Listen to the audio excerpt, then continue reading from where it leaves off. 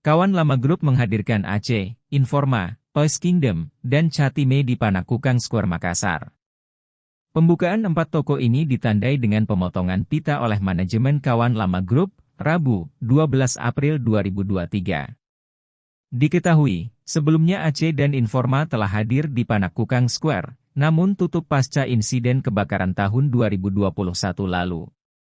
Sementara Catime hadir dengan konsep baru, dan Toys Kingdom pertama kali hadir di Panakukang Square.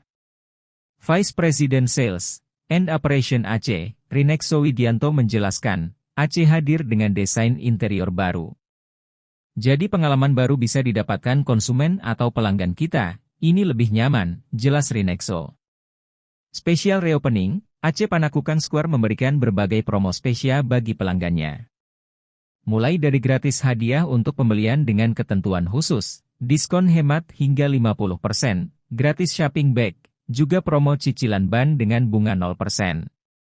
Selain itu, ada voucher belanja untuk member AC Rewards dan AC Access, hemat hingga 60% dengan pembayaran menggunakan 1 poin saja, juga program pengumpulan stamp yang dapat ditukar dengan set pisau keris.